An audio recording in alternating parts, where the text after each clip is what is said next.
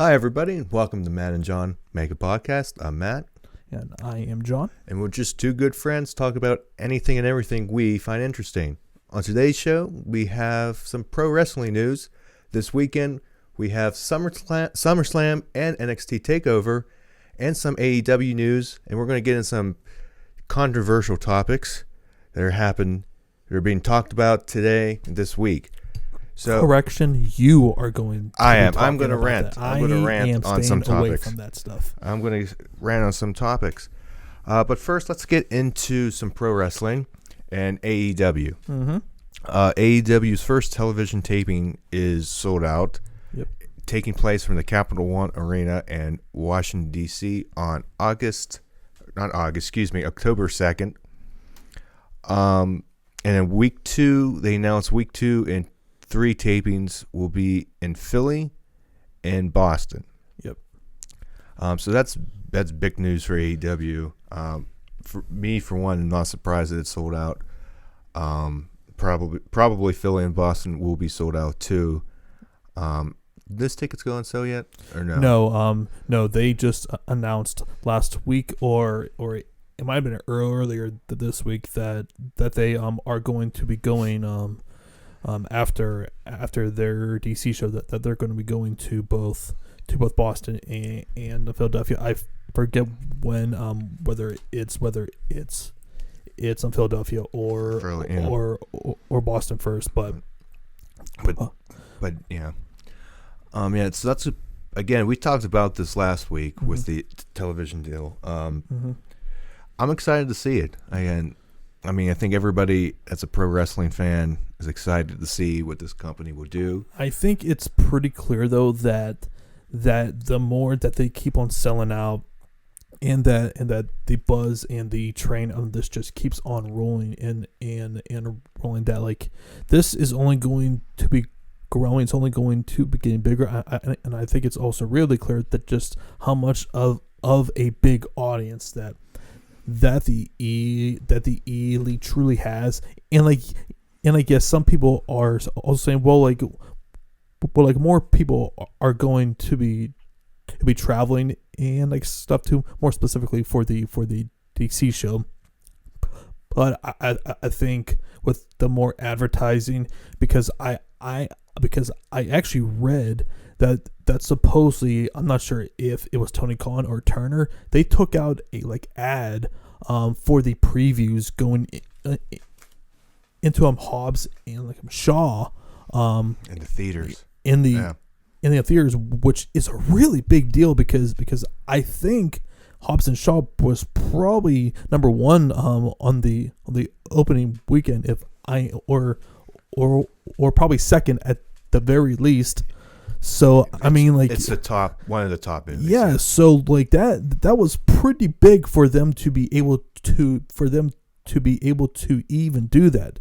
So money talks, and I tell you, I'm very interested to see how the first month is going to go for AEW. I think that's the key, mm-hmm.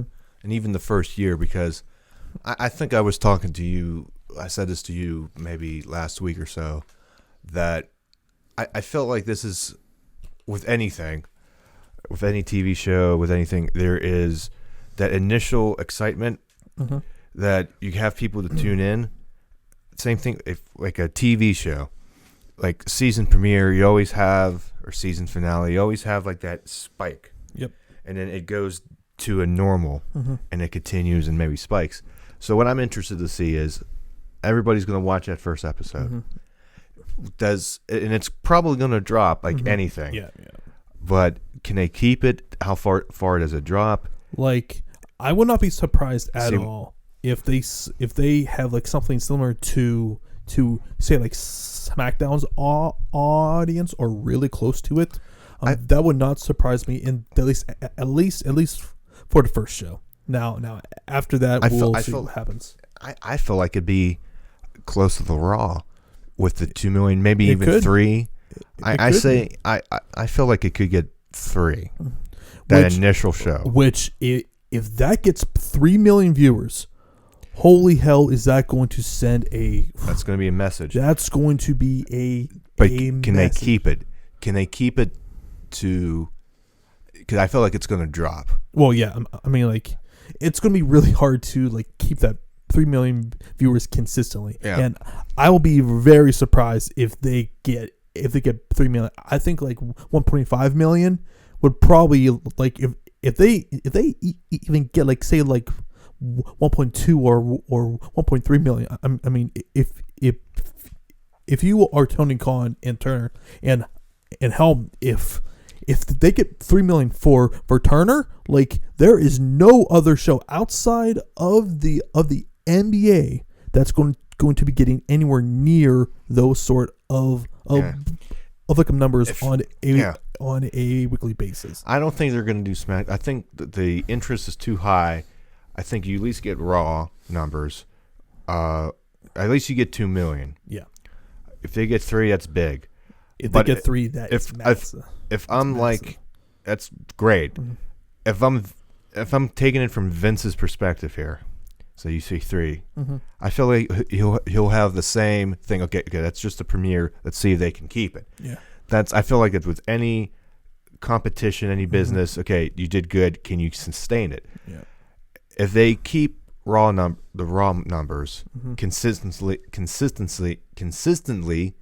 easy for me to say, through the first year, you have something. Yep. They do that. If they get a good social media presence, they get which that isn't a problem for them. It's because in this day and age, yeah. I mean, they do have some stuff, those videos, like the road to or the build up to their pay-per-views right now, which are just amazingly produced videos. That's another thing. They're so well done. But like, it reminds me a lot of I'm not sure if you have ever seen like UFC countdown shows.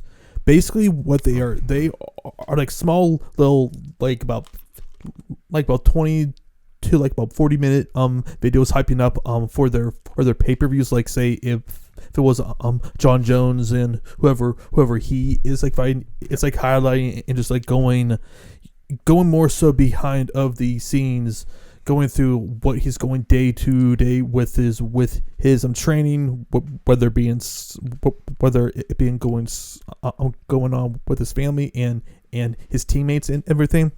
Like, it's very similar to that. It feels really real, really authentic.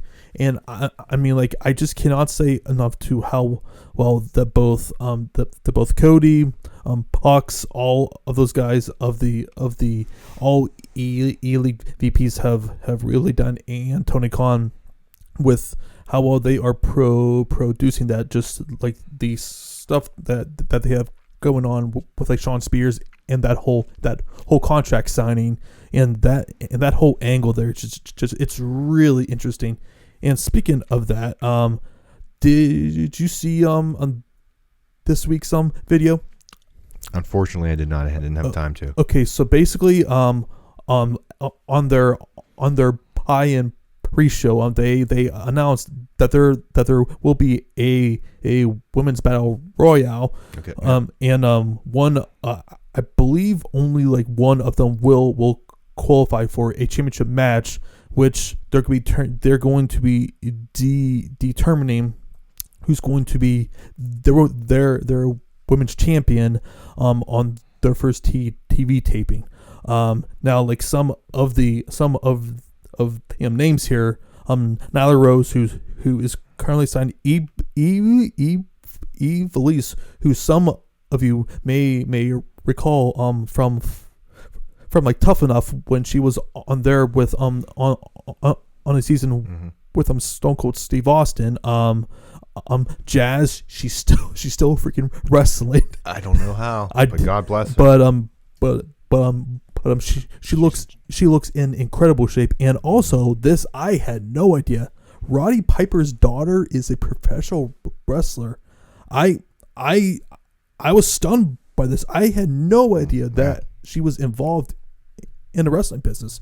So I'm surprised I'm not. No, but I tell you, I mean, she definitely has a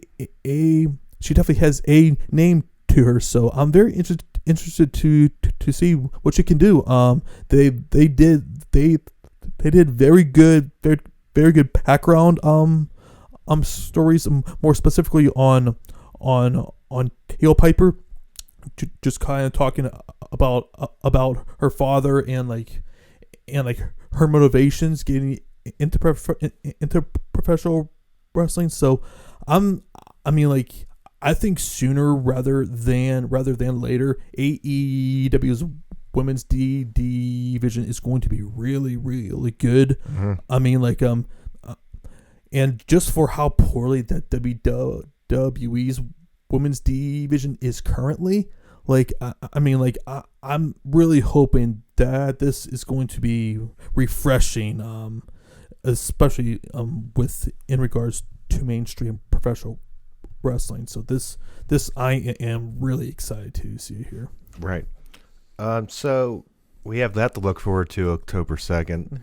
But this weekend or this evening, depending on when you watch this, when this is uploaded, we have NXT Takeover Toronto during SummerSlam weekend. Yep. And we're going to run down the card here, starting with the women's match, Io Shirai versus Candice LeRae.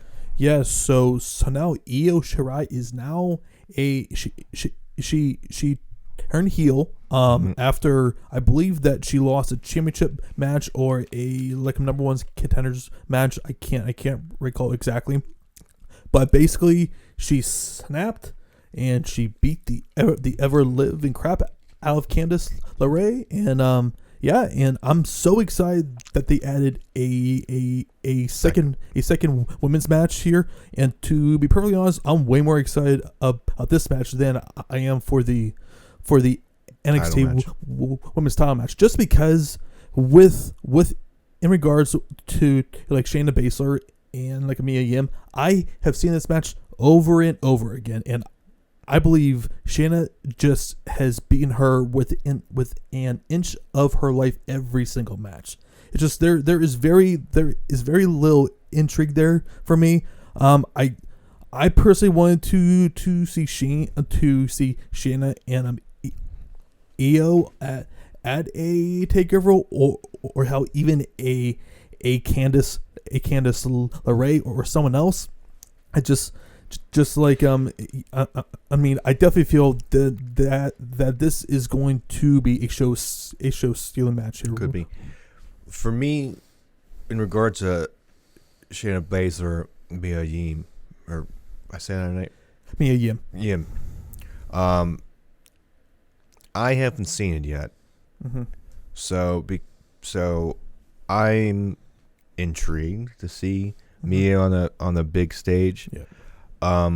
So I'm interested, but I do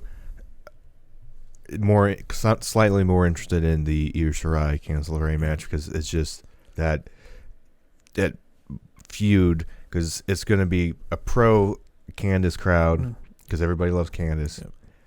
And then Io Shirai's got that heat, so it should be a good it would not surprise me. Reaction. Would not surprise me at all if this is one of the best women's matches probably since Sasha versus Bayley. I feel like that it could, that these two potential. can really have something really, really close to that. I mean, it's going to be a fantastic match. I just wish that either one of these women were actually in a title match, just because. I feel like maybe going the next. Yeah, I feel like that probably the winner. More so, the winner of this is probably going to be probably the number one contender, especially if Shayna gets called up or whatever as they head into the Fox deal. Who do you think wins? I'm going with Io Shirai here. It's tough. Yeah, but I can see. Do you have Candice get the babyface win? Because you could. You probably know better than I. Mm-hmm. Is she be getting beat down week in, week out? Yeah. I haven't been watching consistently. Either I just been keeping up, but just based off of the spoilers, like she's been getting beat down a lot. Candace. Yes, but I mean, like I can see either one winning here, but as currently I'm going to You're be trying leaning, to keep the heat yeah, on Io. I want them like to kind of slide right where I'm Shayna Baszler is right now, and I think that's probably the way that you should go. Yeah, I was torn. I'm thinking, do you get the baby face to overcome? But thinking about it, I'm gonna go with Io too, because if they call Shayna up, and let's get into that. Let's just talk about the women's championship match now. Yeah. If they call her up after SummerSlam, going into Fox, then I wouldn't be surprised. Does Mia take it?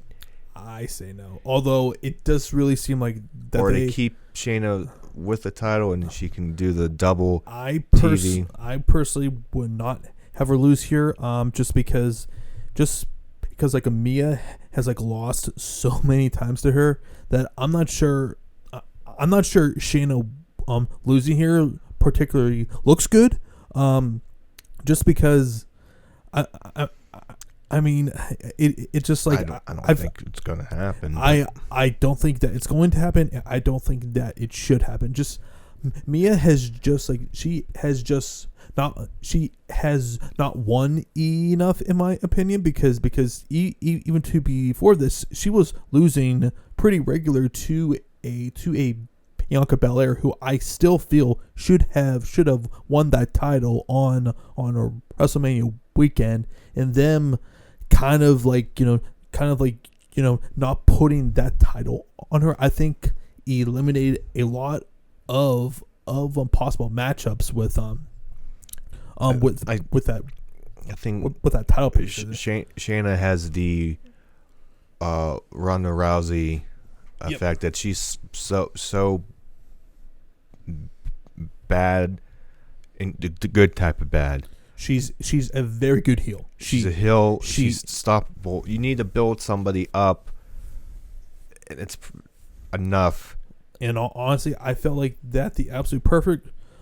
Since they didn't put the title on Bianca, I felt that two really good possibilities would have been either Io or Candace. Actually, I just, no offense to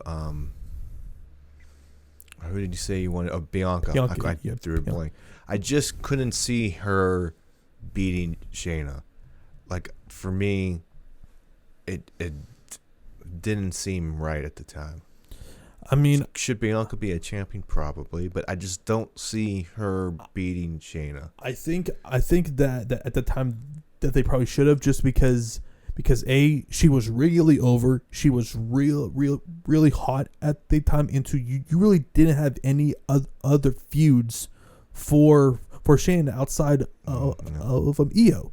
So I'm asking myself, okay, so you don't put the title on Bianca, you don't put the title on Io, so now we're going to her versus me again.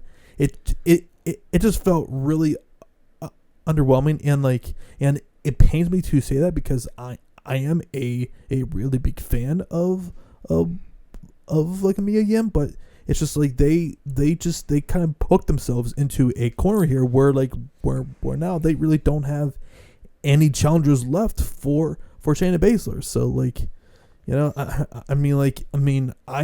I really like NXT's product, but they really butchered this year. Could they have Shayna win? Could they somehow finagle a triple threat match with? I'm just trying to fantasy book in my head here. Shayna versus Io versus Candace, and that way, if they can take the title off of Shayna without her getting pinned. Well, if they continue the feud between Io and Candace, because I feel like this can't be just a one-off. It's hard to say, but based on how Triple H books he doesn't really like hot shotting stuff. He doesn't really like doing what typically Vince does. If something is not currently advertised, typically he's not going to like just do an impromptu match. So no. I'm not talking about during this. You're I'm talking about down the road if Shayna like retains, tapings, yeah, and then get that in, so that way Shayna can lose without getting pinned. She could still make her look strong, and then you continue that Sarai Candice feud because it's over the title. Maybe pulls one out on Candice, and then you maybe do that for maybe a Survivor Series, build that, or maybe a Royal Rumble, whatever. Maybe build that to one of those big that takeover like Mania weekend. Candice maybe gets that victory. I mean, I don't know if you can pull that out that long. That's the only problem. I think that is stretching it a little bit too long. Just because you do that for like a Rumble weekend, maybe. I mean, I feel like if WWE did not have their Fox deal coming up, they would have been all for that. But with that being the case, in more specifically with Fox, they want a more sport oriented program. They want Shayna Baszler. Like she unless she can do double duty, which probably would not be a bad idea. I'm just until she loses. But then again, it's all speculation at this point. Yeah, I mean, that's probably where they should go if Shayna were to retain. Just because I feel like you can't really hotshot this because no, you're not gonna, no. because currently they don't have any top baby faces right now. Who can currently, in my opinion, beat Shayna, and that's why I feel like a triple threat would be good because that way you can't. It's not 1-on-1, and like if I look at Candice and I look at Shayna, in the shoot, and you ask me who I think is going to win. Well, I mean, Shayna all the way. Well, pretty much anyone outside of like Ronda. I mean, right? Like, if you had Shayna versus Ronda, that's just MMA beat the crap out of you type of fight. Even Shayna versus Charlotte, like Shayna would kick her ass. I mean, like it's just in a prototypical shoot. She's going to beat every woman who comes face to face. In a shoot. In a non-shoot, you said Charlotte, I can buy it. Yeah. Well, yeah. Even a Becky because of the attitude, no craps given thing, which I wouldn't mind seeing eventually. Hell, a match between her and Asuka would have been really interesting because both of them work really stiff.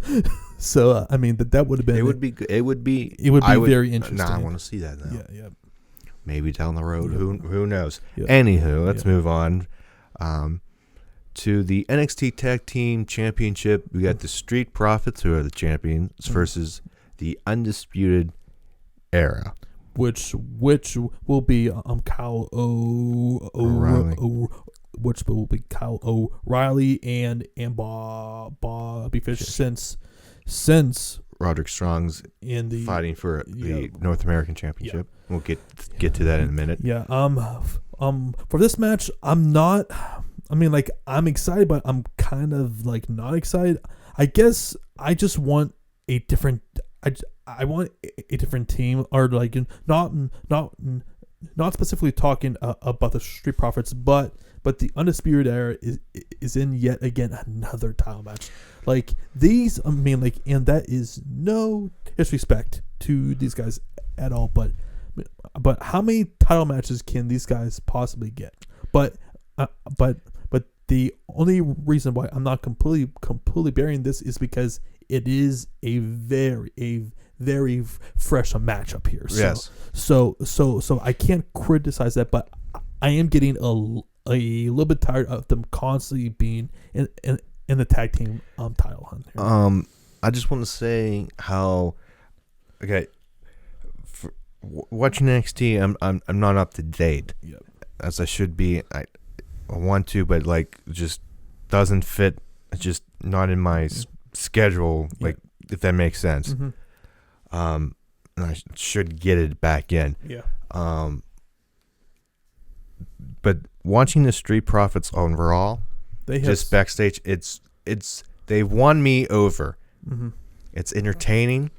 Montez Ford has so much charisma. The other person is slipping in. His name's slipping. And Angelo Angelo Dawkins. His gimmick when he was solo, when he first started with, he was. I didn't like it. It was annoying me. It was like old man screaming at clouds. He was doing the stir up. I was like, I don't care. Yeah.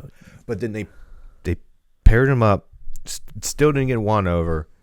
But then the charisma, it's just so good. Like I can't deny it. It's just okay. You're entertained. Montez Ford is the star of this tag team. Like he has singles potential. Like when they eventually separate these guys, he has that potential. He's very athletic. He's obviously he has a very good look.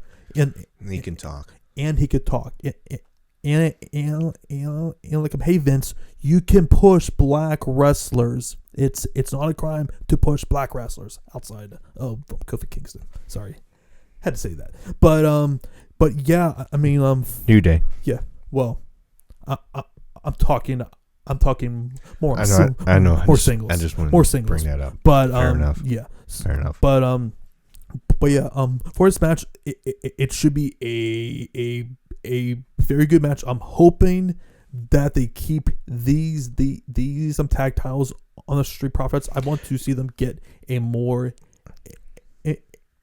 lengthy title reign. I do not want them to be on the main roster. That scares me.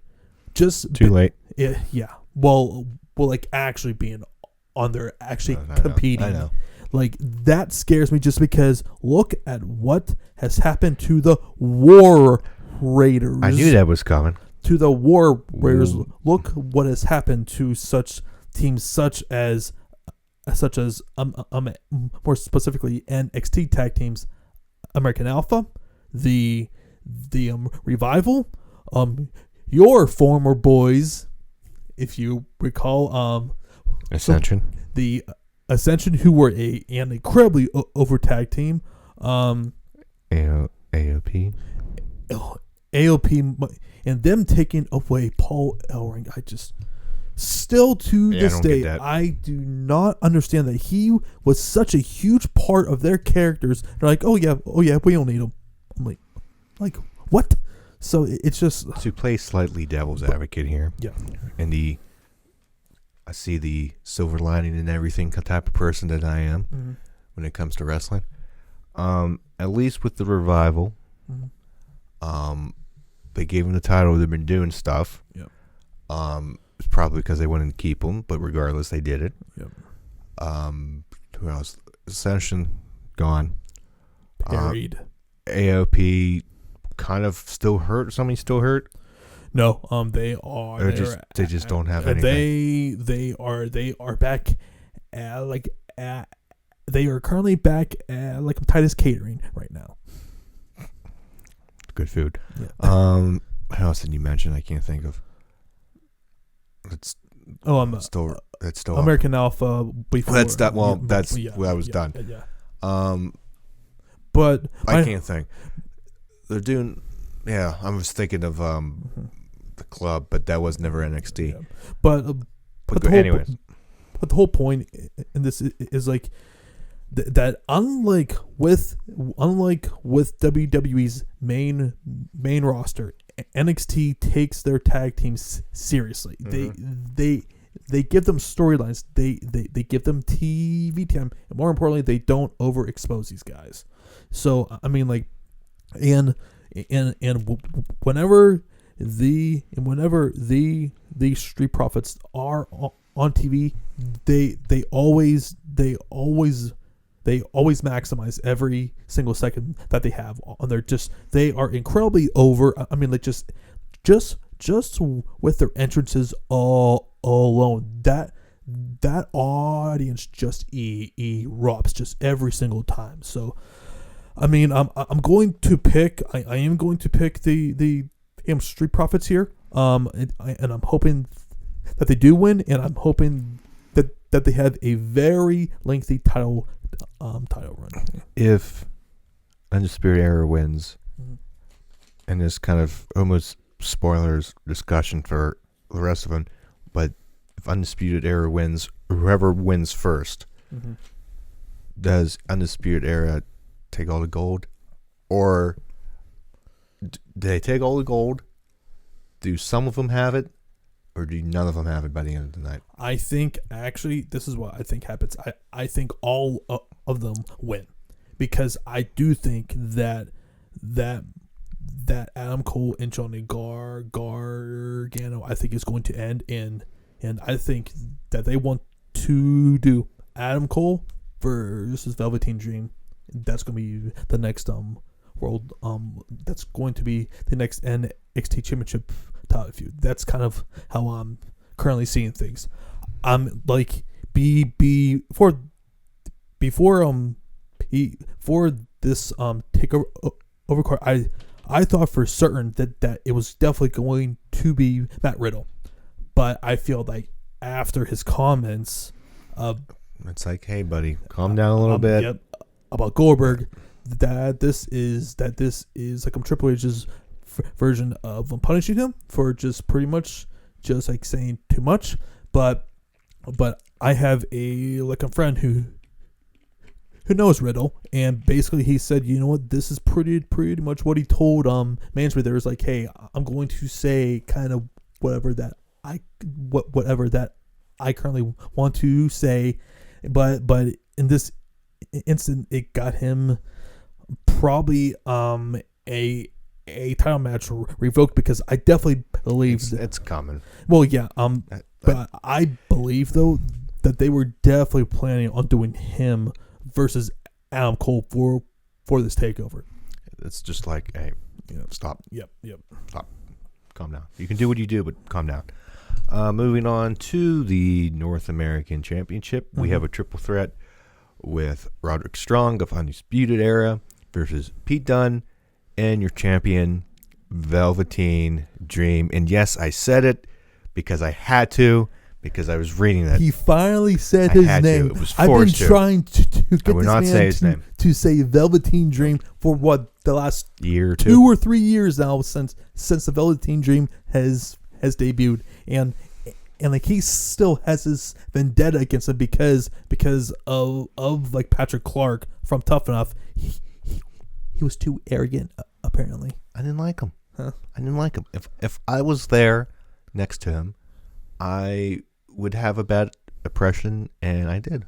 Well, the perspective I took was he was one of the few guys who's actually taking it seriously, and not guys who was that like fat dude who I want him to win just to spite everybody. Alligators like I think they kept him on just because of his character. Oh, absolutely did. But like that whole thing was just like, and it was bad when he's the only man who, like, because I recall one episode vividly where they asked about specific shows, about the history of wrestling, and no, it's not just not just being a like a nerd or something like that, but it's actually showing, hey, I have passion for this business, and I feel like that is kind of what the whole entire point of that was like, hey, how seriously are you taking this? And like he was one of the few people who I felt was taking it seriously, True. I'm not dissing his in-ring abilities. Let me tell you.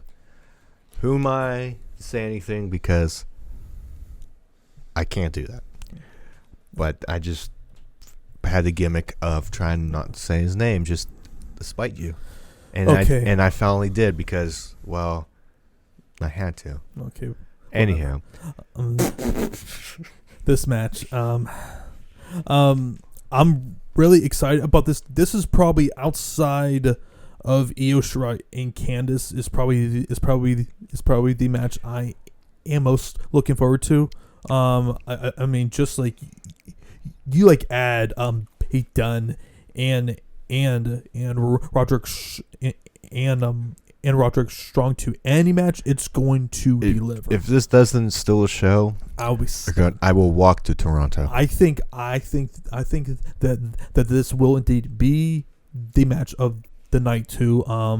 It just all three of these guys are just way too talented. Triple H is going to be giving these guys a ton of time. Here's 20 minutes. Yeah. Great. Oh, I mean, that will not be an issue whatsoever. So I'm really looking forward to. That's going to be so hard hitting and just. Yeah. Mauro Ranallo is just going to jump out of his. To be losing his voice a lot during this. We're going to have a Mamma Mia count. Yep. He's just be jumping up and down, going crazy. It's going to be hilarious. Mm-hmm. Do you think the Dream? Purposely not saying it this time, retains? No, I think that the title is going on to Roderick Strong, as I said a few minutes ago. I'll agree with that. Just because I feel like that they want to elevate Velveteen Dream to the NXT title picture, and I believe he's held the title for 8 months now, give or take, something like that. Because decent time. Yeah, because I believe when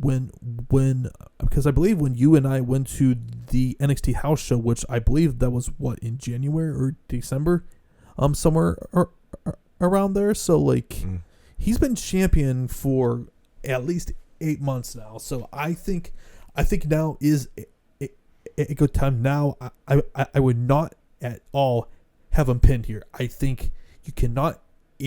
If he does lose this year, you cannot have him pinned. Vince would probably have him pinned here because hell, you know, we don't want guys looking good and all, but yeah, so should be a really, really good match, and I am picking Roderick Strong to pin Pete Dunne and become the new NXT North American champion. Agreed. Moving on quickly to the NXT Women's Championship. We covered this. We talked about this earlier. Mm-hmm. Shayna Baszler, your champion, versus Mia Yim. Mm-hmm. Yeah. Just looking short and sweet here. I'm going to pick Shayna Baszler. Yep. She'll win via probably via chokeout. Yeah, that's. Mm-hmm. Yeah. We covered that. Yeah, yes. We talked about the whole scenarios. Main event time. We have your NXT Championship, 2 out of 3 falls. Almost like a 3 stages of hell, but not 3 stages of hell. Yeah. First match will be just a classic match, a regular 1-on-1. Mm-hmm. Then the second fall being a street fight. Yep. And then the third fall will be determined by Regal, which pretty much tells me that it's probably going to be 3. I'd be shocked if it wasn't. Yeah. And this match is, obviously, we talked about it, Johnny Gargano versus your champion, Adam Cole. Baby. Dropping my phone here. I mean, I really want to be excited about this match, but this is their third or it's probably the third. Yeah, it's probably when you do a match like this. This is the third thing. It's still going to be good. I mean, it's going to be a really good match. I just don't really care about this match. It's just because they have done a 2 out of 3 falls match. They have done a street fight. I mean, they've done everything possible to each other. No, they're combining the two. And they are combining the two that they can possibly do. I really wanted a different challenger for Adam Cole here. I mean, I don't know how you don't have Adam Cole retain here. Because if Johnny wins, then then obviously this is going to continue, which like by God, that's the absolute last thing that I currently want. But another thing that I was also thinking about too, if they decide to have Velveteen Dream retain his title, do we see Tommaso Ciampa after Adam Cole beats Johnny Gargano? I think that is a real possibility. I think, and I do feel that eventually, and honestly, now that I'm currently thinking about it, it's kind of make me change my pick now for the North American Championship. So that's always the wild card. Yeah, so it definitely, I think Ciampa is definitely the wild card here. Do I want to see Gargano, Ciampa? No. Again. No, Adam Cole. Adam Cole and Ciampa. Adam Cole versus Ciampa is the match. I misunderstood. If he's healthy. If he's healthy, that is the match. That's the big thing. I misinterpret you. Yep. But up and down, it should be solid. I'm looking forward to it this Saturday on the WWE Network. And the following night on the WWE Network, we have the biggest party of the summer, SummerSlam, live from Toronto. Or as here comes John's comment. Or as one of my other friends called it, the biggest scam of the summer scam, not SummerSlam, summer scam, the biggest fraud of the summer.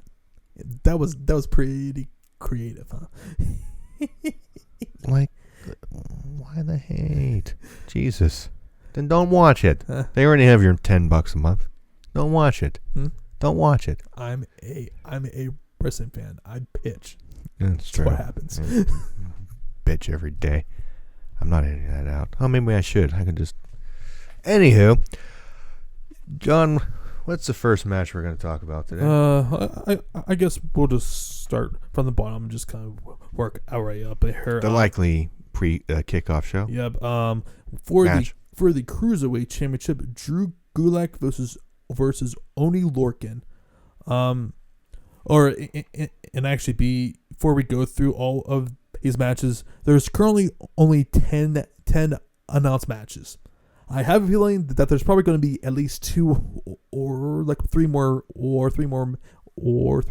matches added onto this. How are you going to get 3? Huh? Where's the 3 coming from? Well, we don't have any tag team title matches as of this writing. We don't have a announced IC title match either, and also Roman doesn't have a match either. So I'm okay with it. Yeah. So like storyline, I'm okay with it. Yeah. Hell, like I hope there are no matches, and also too Strowman that doesn't even have a match on this card. So I mean, I could definitely see on the pre-show like, oh hey, I'm happening tonight for the Raw Tag Team titles. It's the Usos versus the Club again. So I mean, like, it would not surprise me in the least because this just seems to be a theme for. As the card stands now, yeah, I like the card as it stands now.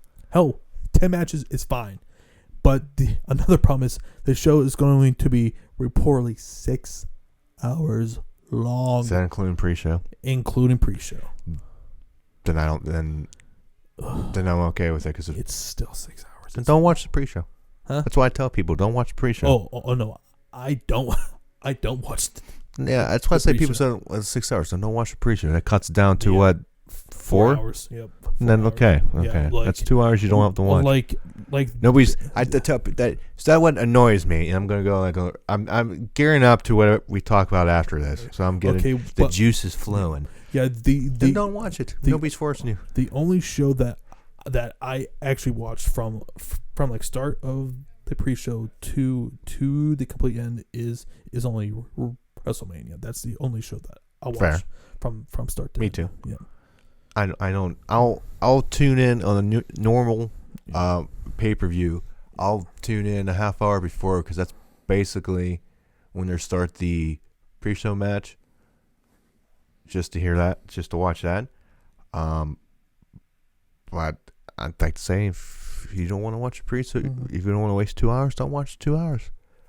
Nobody's forcing you to do it, and just tune in when you see on social media that the match is starting, and then you can watch. Yep. Okay, then. So, getting back into things here, for the Cruiserweight Championship, I think Drew Gulak versus Oney Lorcan. I think he retains. Yeah. I think it's going to be a nice little crowd opener. And it'll be good. And bam, there you go. Yep. I mean, like nothing really special. No. It'll probably go 10 to like 15 minutes here. Yep. It'll be a good solid match. Mm-hmm. Finn Balor versus the Fiend. Bray Wyatt. I will be shocked if this is a long match. I feel like that Wyatt could beat Balor pretty handedly here. I think it goes. They probably should. At honestly. most 10. Mm-hmm. At the very most. Bray's gonna win. Has to win and should win. Because he should not be losing between now and probably not. I mean, honestly, I would not have him lose for at least 8 months, probably more. Because they have spent so much time with these video packages, with the everything, with the Firefly Funhouse. They need to they got something. The crowd. They got something. They need to go all the way with this. They put them on hiatus. Mm-hmm. They repackaged them, and it's just working. When you first saw the Firefly Funhouse packages, people's reactions were like, what the hell are they doing? Then, when I first saw it, I was like, and you see it again, you're like, you kind of see where they were going with the teased like that evil side, when he was still like that happy kids TV show. Then you saw what they were going, you're like, okay. Let me see more. Personality sort of thing. Then you see more, and then people got behind it, and it was like the one thing you were looking forward to every week because you wanted to see what they were going to do next, and it was just good.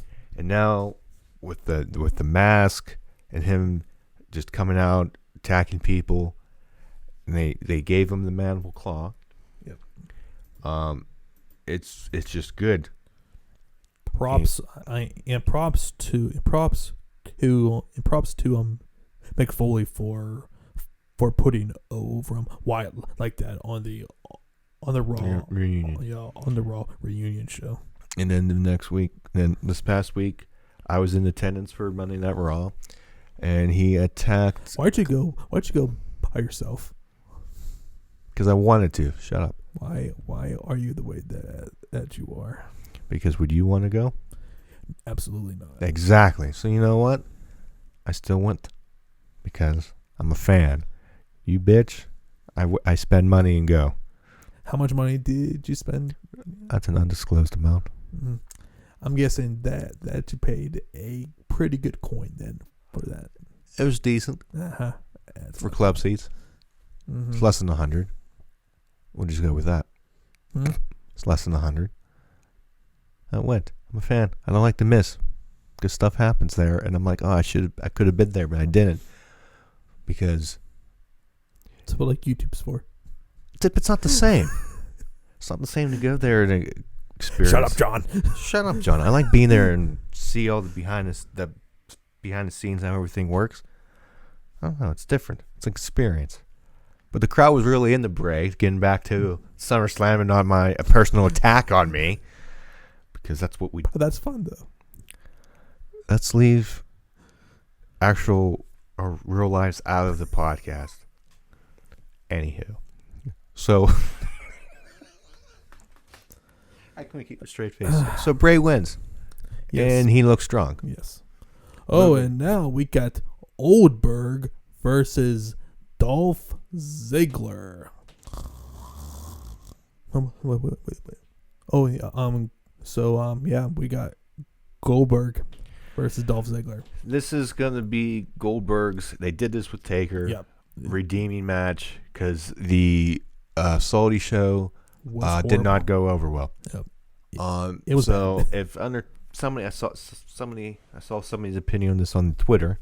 On the Twitter, I don't know why I keep saying the Twitter. Just say Twitter, man. No, just to piss you off.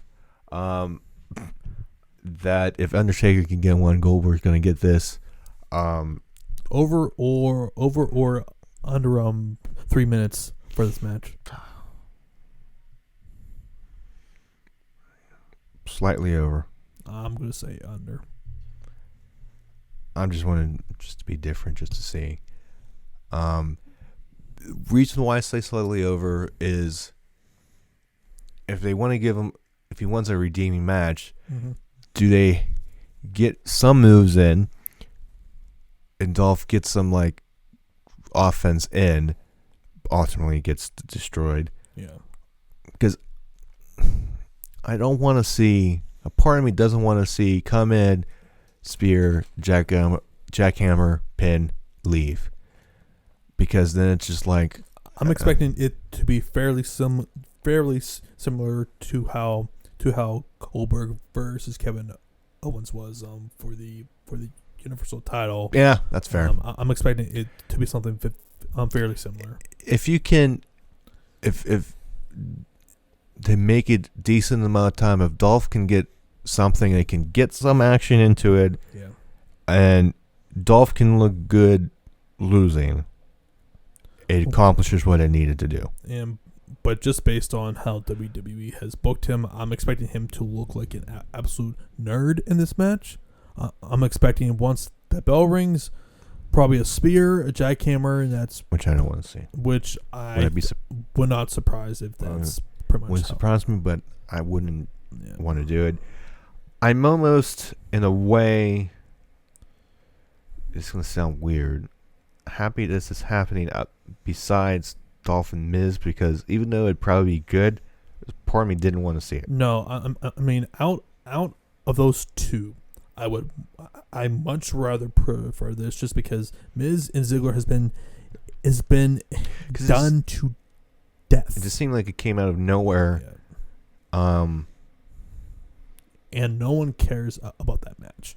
I mean, like, and that is like not saying that a lot of people care about Ziggler versus Goldberg, but I would much rather have this than that match. But the pop of the night being in attendance, and I know everybody was crapping on the crowd, but being there, I don't think it was that bad. Was it the best crowd? No, but I don't think it was nearly as bad as it came over in TV. But when Goldberg's music hit, that place went nuts. Yeah, like just like seeing it over on like YouTube, like it did not seem loud at all. I'm not sure if it was just when Goldberg came out, or the crowd in general. With the audience in general, it seemed pretty tame.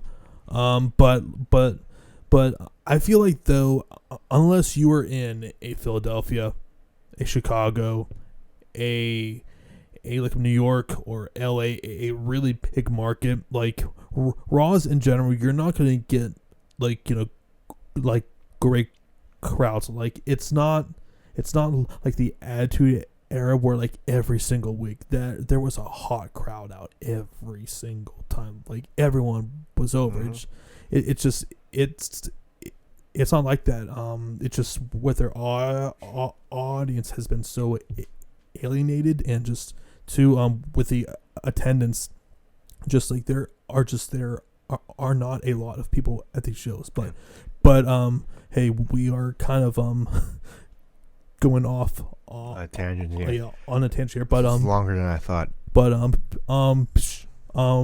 Shane McMahon versus Kevin Owens, and if Kevin Owens loses, he will quit WWE. So pretty much, even if this stipulation was there, Kevin would have to win, because Shane, it's that classic. They need to get Shane off of TV, which I think this is going to lead to. Have to get him off of TV, because I absolutely believe that Fox has a hand in this. They want a serious wrestling program, and getting these heel authority figures off of TV is an absolute. I think they're phasing it out. And they're getting them out. It has, because I have no doubt. Because that concept of storytelling between that and or more specifically, this is been the most overkilled story that they have always gone to, and it's time for them to just phase out any sort of GMs or whatever, and just they basically did that on Raw. Yeah, which has helped. I mean, hell, these shows are still pretty boring, but I would much rather watch a show. I would much rather watch a show that doesn't have a 20-minute authority promo every single Monday. And to be fair, I didn't think this past Monday was bad. I was okay, but that's a different topic. We're going to be on the thing. But I don't think you watched. My prediction is that KO is going to win here. And I believe this match is no disqualifications too. So I'm definitely expecting a lot of shenanigans. But it might be just a standard match too. So it could very well happen as well there. But who do you got here? Kevin. It's to. Okay. Has to be. All right. So has to be. Yeah. Okay. Moving on to the United States Championship match between AJ Styles versus Ricochet. With time, this could still show. With time, I mean, this is going to be what their third match now, or fourth match now. I think they bring out all the stops, and I think it could be really good. Give them time. I think they will. It'll be good. I just they have already killed this match. They have done way too many matches with these guys in such a short amount of time. I feel that if everything would have just ended here at SummerSlam without them doing the two matches on Raw on a month ago, there would be a lot more buzz and a lot more excitement. And this heel AJ, I don't think is really connecting right now. I disagree. I don't know what it is. It just doesn't seem that the audience is honestly really behind a heel AJ. I could be wrong, just because that's because he's a heel. Well, no, actually getting a actual consistent reaction. I think he's being a crowd. They got a reaction from the club. I'm happy because he got the club. They have the good graphics. They're building something there. And the only problem with that is they're a good 3 years too late. Rather than be late than never. I'd rather them say, well, they should have done it, instead of they did it instead of saying, well, they could have done this, blah blah blah blah blah blah. Well, late, yes. It should have been done from the beginning. They have been booked just so horribly since they have debuted with this company. It's all forgiven if they actually run with it. Too much. They went through what a 6 to 8 month span where they weren't even on the road or anything. And that I absolutely believe came down to them not re-signing and them pretty much threatening to head to AEW, but once they re-signed, the WWE's hey, I'd rather them do it than not. So I'd rather it happen. That's all I can say. I'd rather them do it now. They're going to push. They got the new graphics. They got the thing. So I'm happy. Yeah. I'm leaning towards picking Ricochet here, but I honestly can't say confidently who's going to win this match here. Could very easily Gallows and Anderson interfering and AJ retaining here. I'm going to go with AJ. Yeah. Yeah. I think you can't. I think it hurts. It would hurt AJ more than Ricochet because Ricochet's just he's getting more beloved week in week out, and if he still does good, losing if you done well doesn't hurt you per se in certain situations. I think if he puts on the show, I think you keep that momentum with the club, and then Ricochet can go from wherever he goes. Excuse me. Yeah. I mean, either one wouldn't shock me. Which is why I fully expect Ricochet to win here, just because this company loves their around 50-50 booking here. So that's why I'm picking Ricochet. Now on to Charlotte Flair versus Trish Stratus. Trish Stratus is coming out of retirement for her final match, and she has stated publicly that this will indeed be her final wrestling match. I fully expect Charlotte to be going over here. This, no doubt. This is, I feel like have you seen or actually no, you probably haven't seen this, but this is very similar to what Impact did. Nope. With with Tessa Blanchard and Gail Kim. Gail Kim, she came out of retirement for one final match. The major difference between that and this, that match had way more story behind it, had way more build behind it, and to be perfectly honest, I was way more excited about that match than this one. This just feels extremely thrown together at the very last second, because there's been 2 weeks build here, maybe 3. 2. Yeah. So I mean, just for for a big legend like Trish, she doesn't.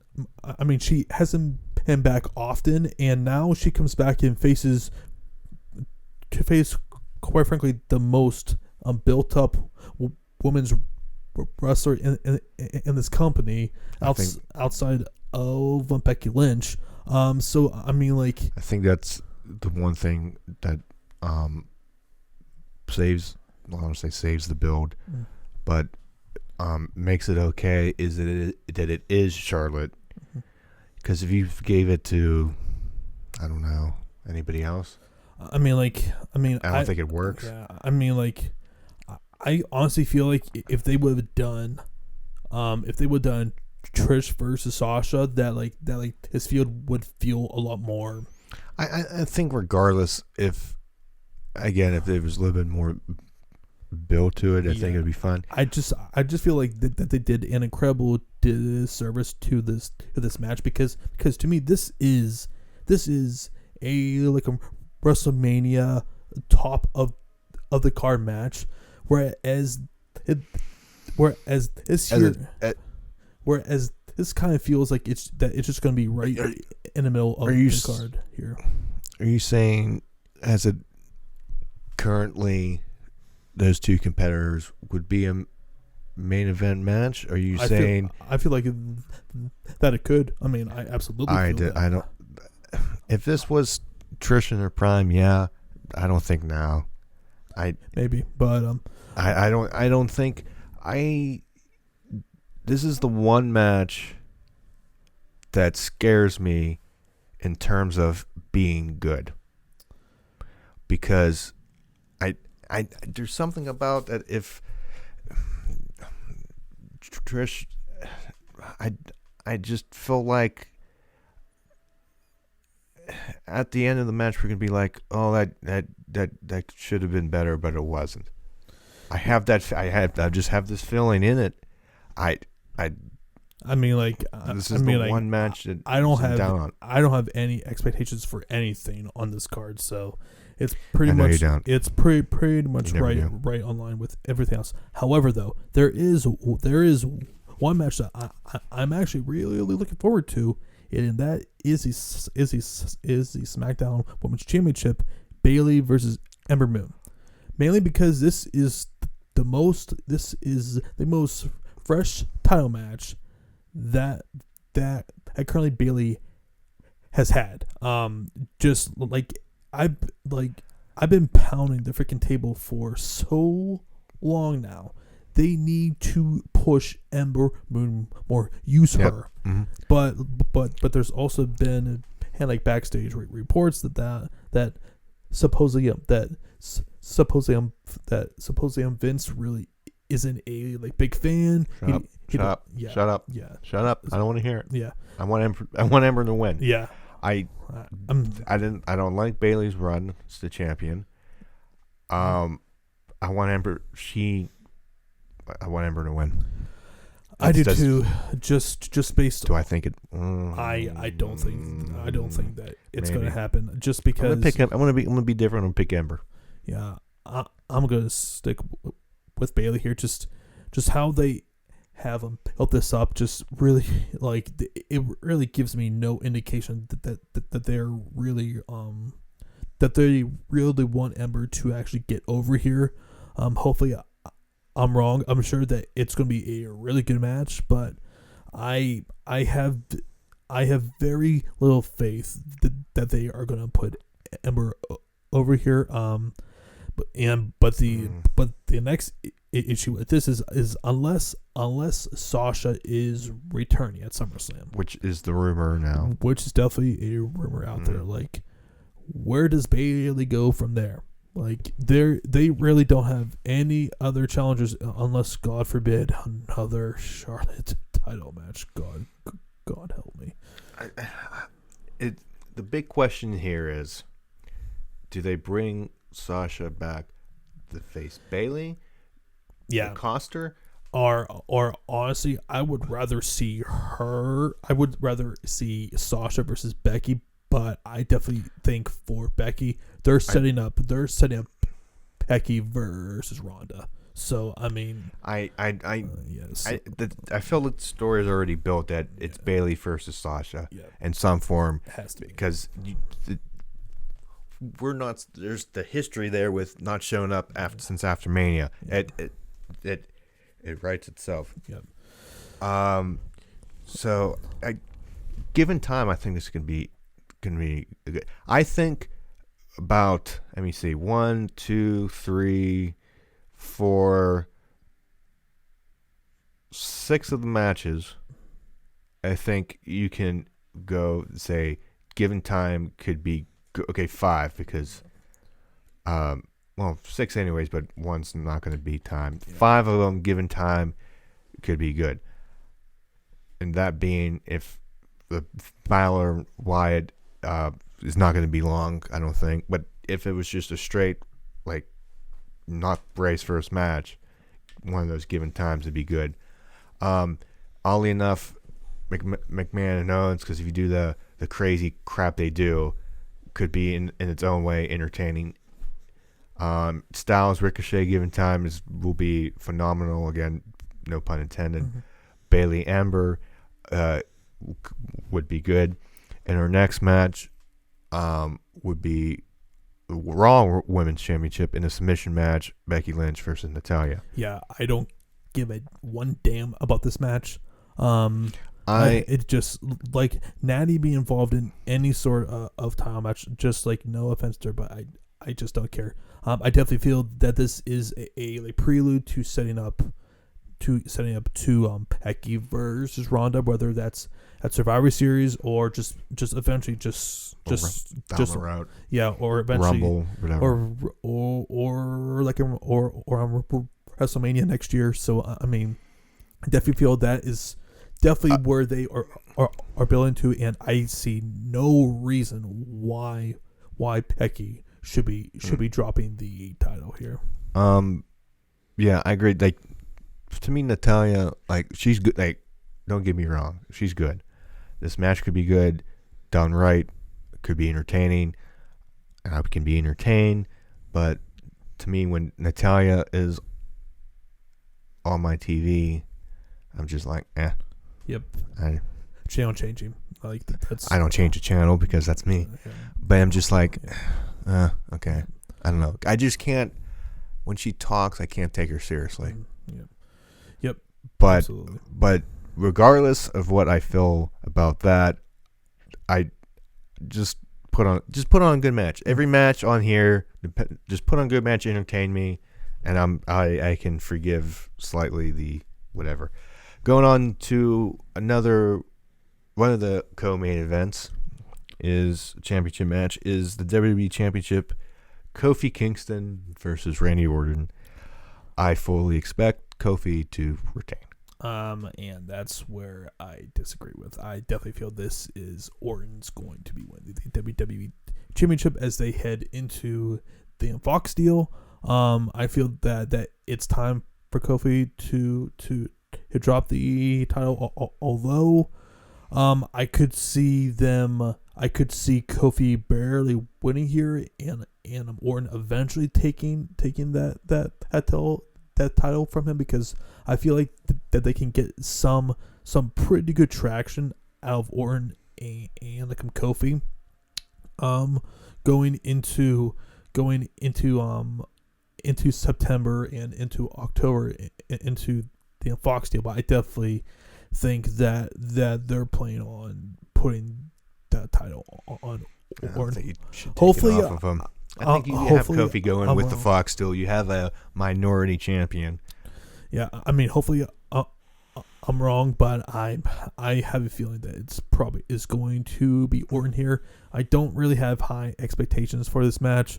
Just pretty much anything involving Orton, it's really hard to get excited about. I have good expectations for this match. I know it's gonna be good.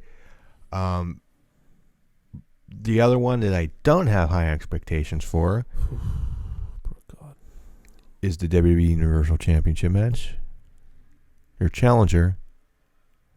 Oh, you have that face. You look like you're going to go off when that finishes. Seth Rollins versus Brock Lesnar. Proceed.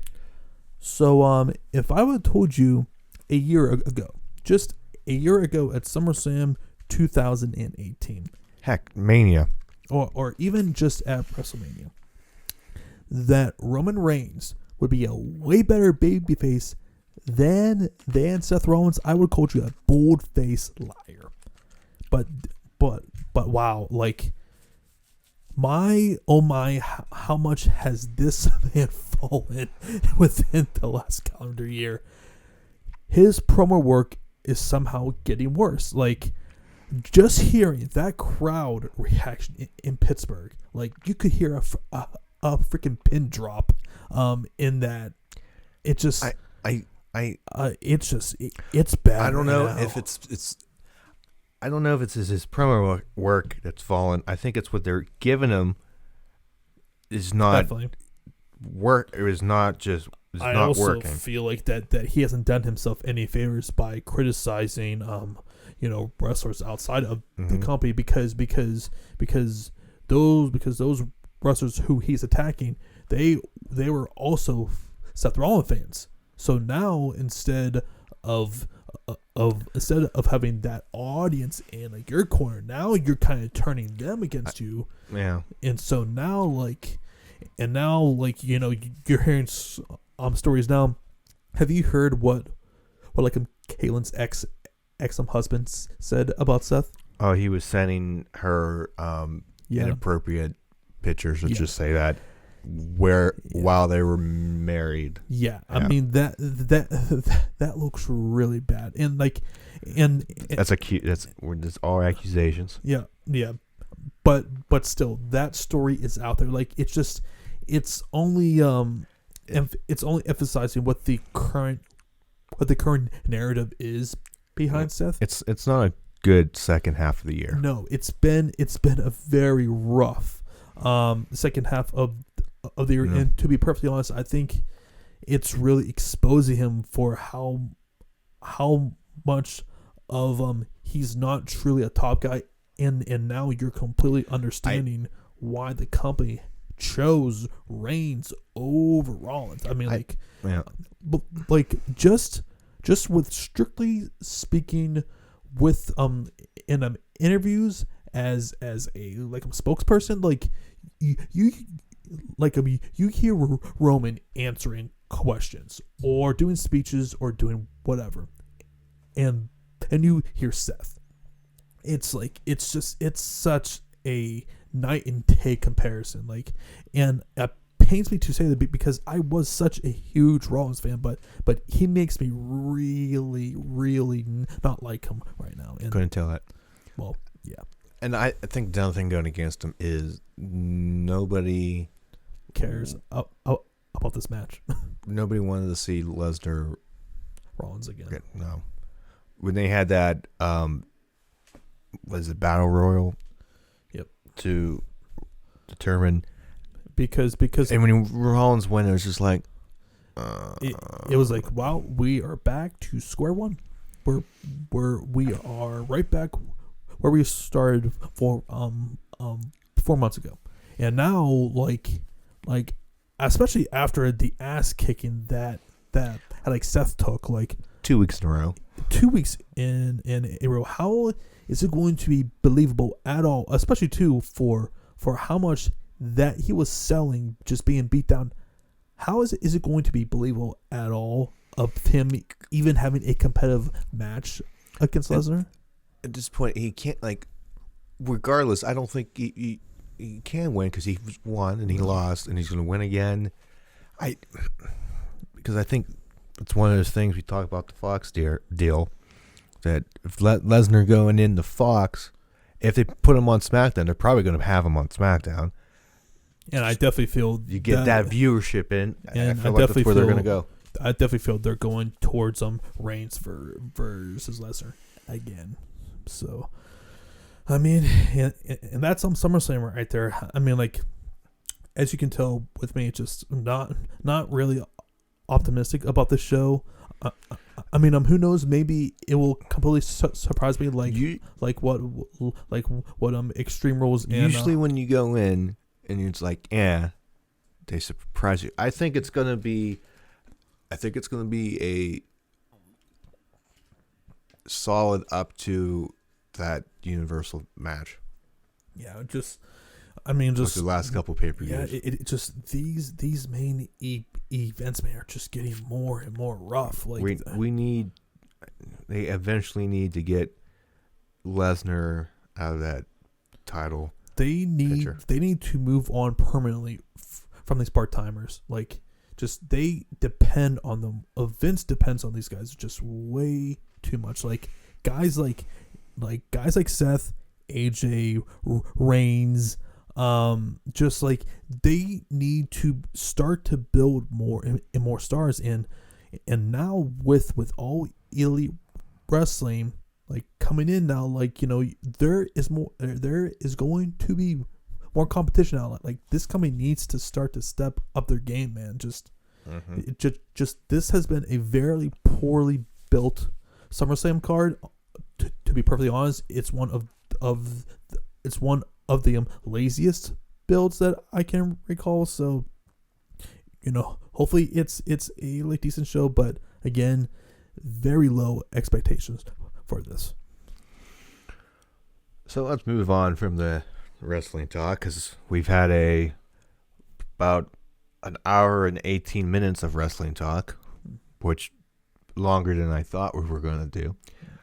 But I think within the last week, that's a little serious. There were shootings in Dayton and El Paso. And at this time of the program, this is going to be all Matt here because I want no part of this here. So, and I believe we have our deepest sympathies for the victims and their families, and I guess thoughts and prayers go out to the victims again and their families.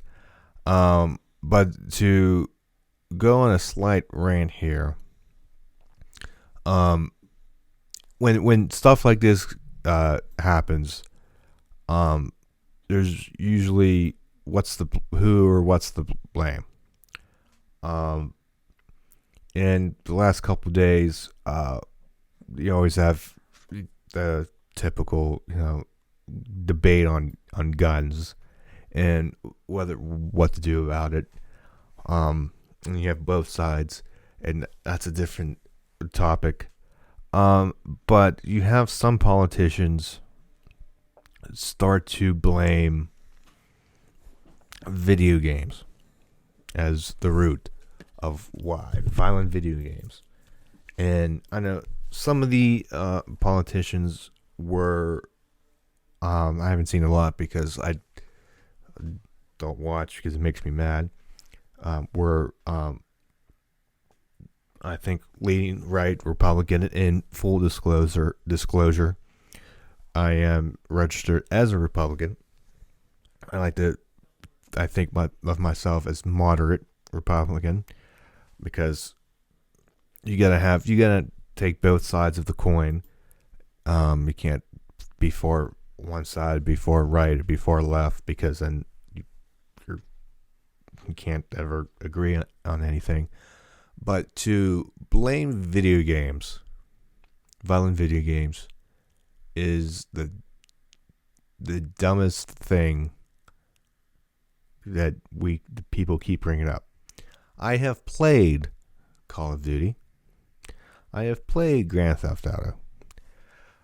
Not once did I wake up the next day and went, I'm going to go down and kill a hooker. Never. John, I don't know about you. If you played any games from shooting. Yes. When I was at college, my friends they were really big Call of Duty fans. And did any of them go on to kill anybody? Nope. Did you want to kill anybody? No. Because I had enough common sense within this matter. And I do watch those people, just people that stream video games for a living. They make a lot of money from it. If you're lucky, people play violent games like, let's take Fortnite for example. Excuse me. That game, for those who don't know, it's a battle royale game.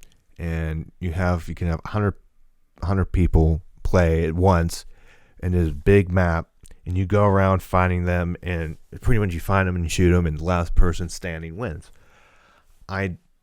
That's popular. If you're a teacher, people in high school students or middle school students play that on their phones, and it took the world by storm. But the majority, 99.999 repeating of the students, don't go and find guns and shoot people. That's not the problem we have in this country. Is video games. There's been violent video games since video games started. If you go to the NES, there's games of hurting people, killing people. There's one game I think I have on the NES. I think I forget the name, Street Racer something, but you're racing in a car. It's top down and you race, and you can blow cars up or slide them off the road. And not once did I, when I got my license, think I'm going to do this game. I'm going to slide somebody off the road. That's not the reason. I think there could be a mental health issue, because if you look at any of the victims of anything, these recent shootings, you always hear stories about their signs, and you're like, not one sane person will do that. And they interview the shooter. I forget the Dayton shooter. I believe it's a Dayton shooter. Correct. I'm sorry if I'm wrong. That his one ex-girlfriend said she wasn't surprised because I think the one date they went on, he showed her videos of mass shootings or whatever. I think I read that correctly, if I'm not mistaken. Not one sane person shows somebody that. Any date I've been on, I don't go, hey, you want to see some people die? No. And it's a mental health issue. And another issue is, I'm all for people like having guns and owning guns. That's good.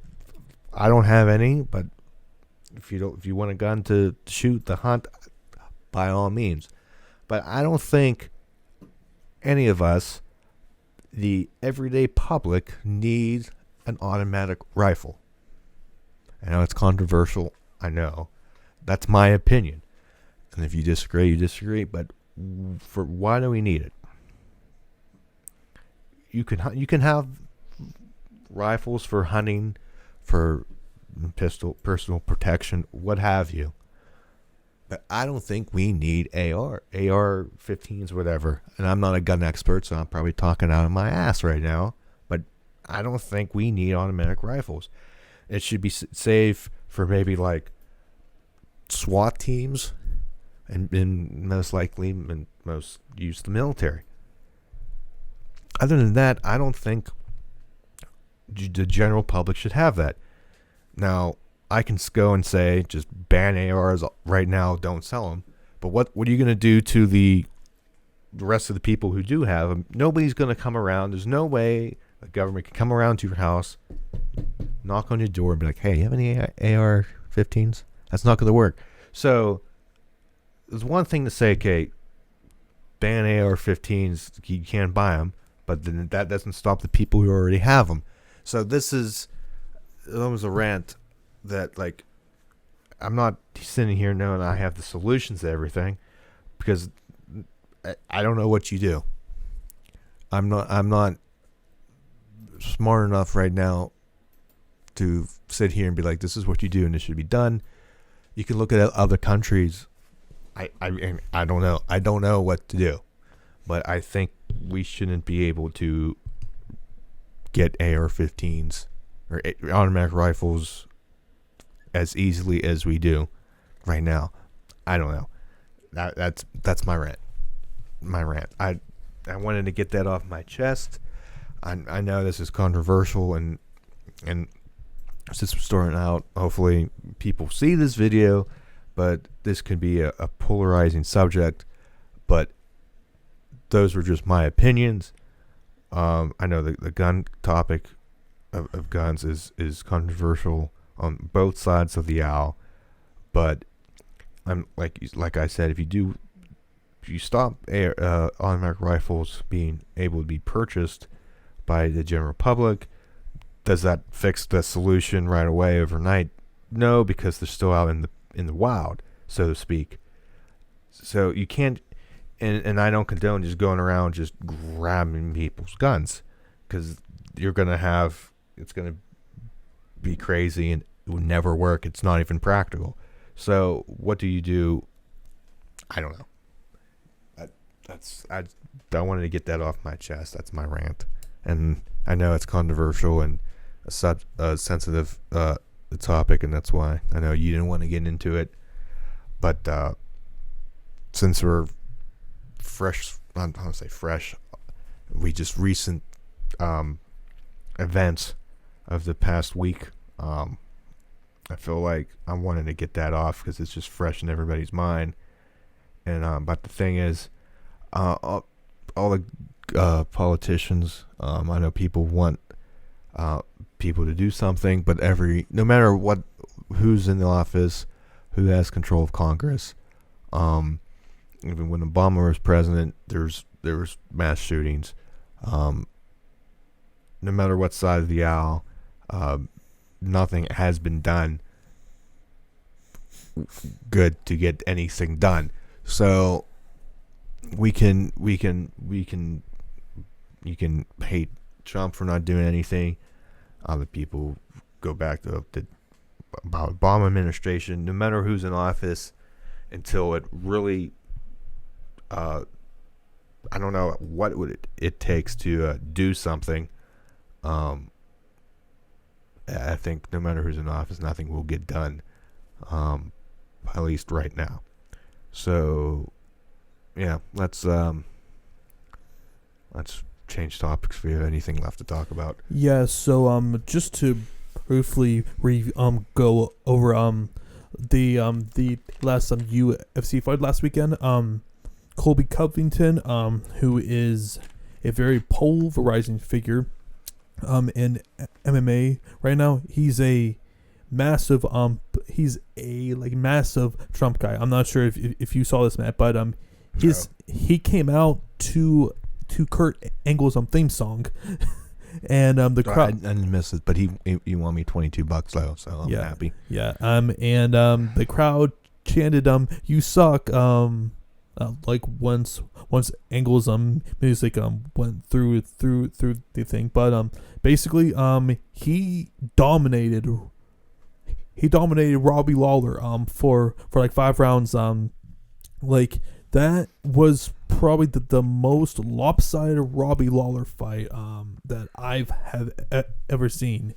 Like for 5 straight rounds, he did absolutely nothing, and Colby just was just, his cardio was just insane.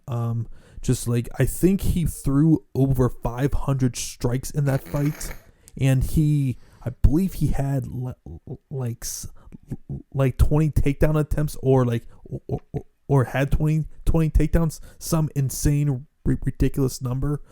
But yeah, he dominated, and now he's now in line to be getting a UFC welterweight title shot, more than likely going to be happening at Madison Square Garden in like November, which I would imagine that might be a co-main event. There's some rumors that possibly John Jones will be on that card as a main event there.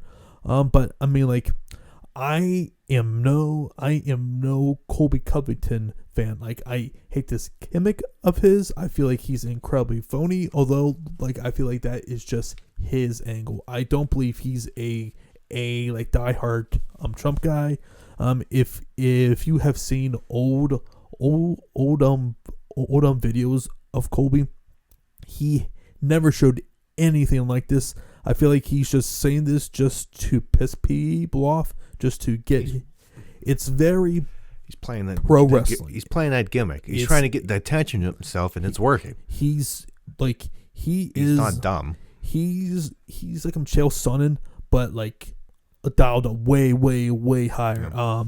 And like even his comment like a Matt Hughes, like I was like, oh, come on, really? But then I saw on Instagram, like a Matt Hughes, like he didn't really take it seriously, and then Colby's coach Dan Lambert, like I feel like they all kind of know not to exactly take him seriously. So like, to me, this whole thing is just one giant gimmick up of his. So like and like how it's getting him over right now. Like it's working. I mean, like he's one of probably the most talked about.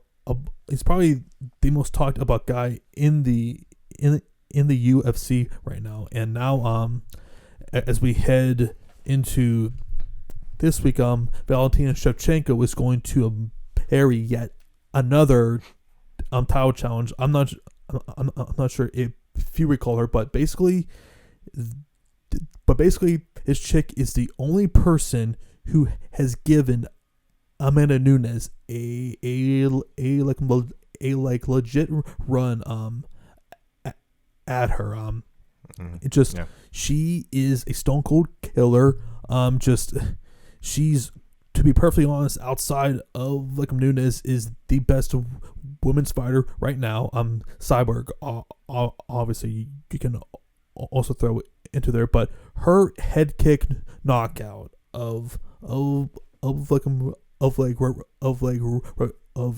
Raquel Pennington was one of the most devastating knockouts I have seen this year. And she's fighting against this weekend, I believe, against Liz Carmouche. Let me check that, but it's like she is a killer. Liz Carmouche. Basically, this whole weight class is basically what UFC's 135 weight class was for the women when Ronda was champion, except that it's probably worse. To be perfectly honest, like there's really no challengers for this woman at all. So to expect that anything is going to be different here, I feel, is being extremely naive. I expect Valentina to win relatively easily here. I'm not exactly sure where they go with her after this, just because she really doesn't have any challengers currently. So we'll see where that goes. And I believe is this fight in China? I don't think that it is, but yeah. So that was UFC there. Next week we're gonna be diving in more to because for next week it's gonna be TC versus Stipe. Nate Diaz also comes back as well. So but we will discuss that on the podcast next week, and also next week we will recap SummerSlam and Takeover and NXT Takeover, and if there's anything else, we will also go over that. But yeah, it was kind of a slow, at least for us, a slow news week. Yeah, because it's more wrestling heavy this episode. I had my opinion piece there, and we had the UFC. So hopefully there's more news. Next week could be a packed show. I didn't really want to talk strictly about wrestling this week, but there was like literally no real big time news.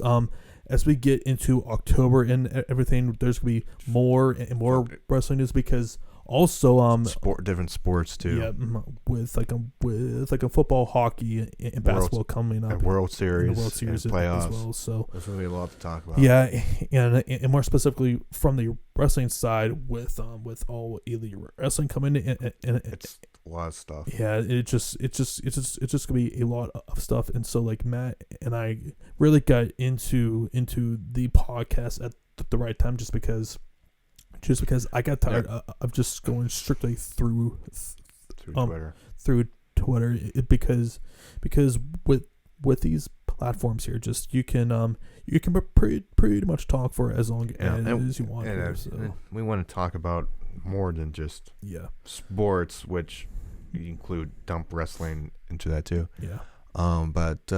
We'll see what happens in the coming weeks and months. Mm-hmm. So with that, I think we're going to wrap it up. Yep. Remember, like, comment, and subscribe.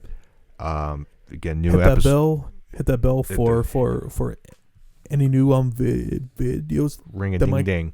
That might come up. We are not planning on doing a podcast after SummerSlam, No, but not this time. But I believe we are going to try and do one after All Out. Which is a live stream. Yeah, we are kind of discussing that, but which is only 3 weeks away. So that'll slowly crawl up here soon. But this was a pretty good podcast, and until then, guys, thank you for watching, and we shall see you next week. Yep. Have a good one.